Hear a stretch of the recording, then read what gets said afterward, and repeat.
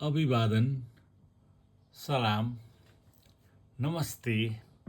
म आज निकोलाई गोगोल कहानियाँ और लघु उपन्यासलाई कभर पेज बनाएर विख्यात नाटककार सफदर हाशमीजीको यो कविता म प्रस्तुत गर्न गइराखेको छु। उहाँ सामान्य कलाकार हुनुहुन्थ्यो, तर असामान्य खालको उहाँसँग क्षमता थियो।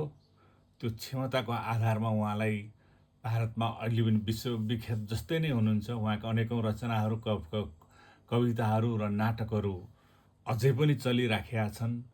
उहाँलाई भारतमा ठुलो सम्मान गरिन्छ।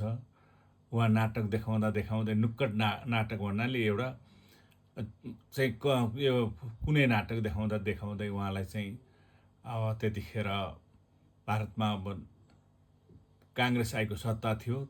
त्यसको प्रखर विरोध गर्ने खालको यो मान्छेले नराम्रो असर गर्छ र काङ्ग्रेसलाई नै सिद्ध्याउने खालको छ। यसको प्रचार प्रसार चाहिँ भयानक जनताको बिचमा गएको छ भन्ने डरले उहाँको चाहिँ केही काङ्ग्रेसी हत्यारा गुन्डाहरू लगाएर मारिएको थियो।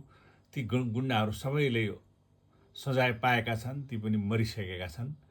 र उहाँको सफलता भनेको ती गुन्डा अपराधीहरूले, हत्याराहरूले उम्किन पाएनन्, मारिए ती भन्ने चाहिँ म यहाँ जानकारी गराउँदै उहाँको एउटा छोटो कविता त के भनौँ, लामै छ, त्यो सुनाउन गइराखेको छु। पढ्न लेख भन्ने शीर्षक नै हो यसको।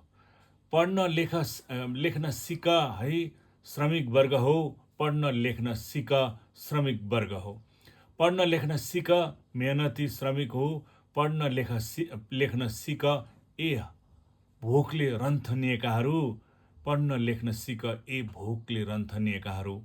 क ख ग घ सिक, अलिफ पढ्न सिक, अ आ इ ईलाई हतियार बनाई लड्न सिक, अ आ इ ईलाई हतियार बनाई लड्न सिक। ए सडक निर्माण गर्ने श्रमिक हो, ए घर बनाउने श्रमिक हो। तिमी आफैले आफ्नो कर्म बनाउनु पर्दछ, तिमी आफैले आफ्नो कर्म बनाउनु पर्दछ। ए भारी बोक्ने भरियाहरू, ए रेल हाँक्ने मजदुरहरू, ए देशको बागडोर गर्नु छ भने क ख ग घ सिक, क ख ग घ सिक, अलिफ सिक। उर्दू तथा अरबी वर्णमालालाई अलिफ भनिँदो रहेछ। अ आ इ ईलाई अस्त्र बनाई लड्न सिक, अ आ इ ईलाई अस्त्र बनाई लड्न सिक। प्रश्न गर, काम गरेको ज्याला थोरै हात पर्दा किन रन्किन्छन् मजदुरहरू। प्रश्न गर, काम गरेको ज्याला थोरै हात पर्दा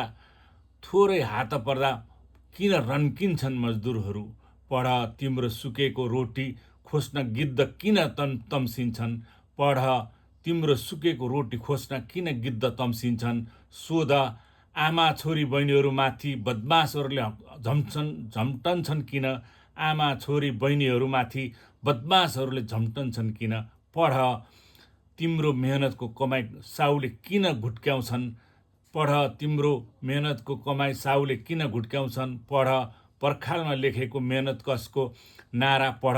पोस्टरले के भन्दैछ त्यो पनि तिम्रो मित्र हो, पोस्टरले के भन्दैछ त्यो पनि तिम्रो मित्र हो। पढ, यदि अन्धविश्वासबाट छुटकारा पाउनु छ भने पढ, यदि अन्धविश्वासबाट छुटकारा पाउनु छ भने पढ। पढ, यदि अन्धविश्वासबाट छुटकारा पाउनु छ भने पढ। पढ, किताबले भन्छ सारा संसार तिम्रो हो, किताबले भन्छ सारा संसार तिम्रो हो। पढ, पढ, हरेक मेहनत कसहरूलाई अधिकार दिलाउनु छ। पढ, हरेक मेहनत कसहरूलाई अधिकार दिलाउनु छ। पढ, साँच्चै यो देशलाई आफ्नै ढङ्गले चलाउनु छ भने पढ। पढ्न लेख्न सिक श्रमिक वर्ग, पढ्न लेख्न सिक श्रमजीवी वर्ग, पढ्न लेख्न सिक। भोकै प्राण त्याग्दै गरेका भोका मानिसहरू, पढ्न लेख्न सिक, पढ्न लेख्न सिक। सफदर हाशमी भारतीय प्रख्यात प्रगतिवादी जननाट्यकार तथा लेखक हुनुहुन्थ्यो। यसको भावानुवाद जय कार्कीले काठमाडौँमा गर्नुभएको हो। यो गोकर्णेश्वर नगरपालिका 4 वैशाख 4 गते 2083 सालमा उहाँले यो अनुवाद गर्नुभएको थियो। यो कविताको मर्म सिधै सबैले बुझ्ने भाषामा छ। यसलाई त्यति धेरै व्याख्या पनि गरिरहनु पर्ने म देख्दिनँ।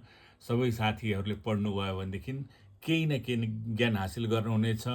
सर्जकहरूको लागि पनि महत्त्वपूर्ण छ, साहित्यकारहरूको लागि पनि महत्त्वपूर्ण छ, श्रमजीवी वर्गको लागि पनि महत्त्वपूर्ण छ, सामान्य जन र आम जनहरूलाई पनि यो महत्त्वपूर्ण लागेकोले मैले अनुवाद गरेको छु। धन्यवाद।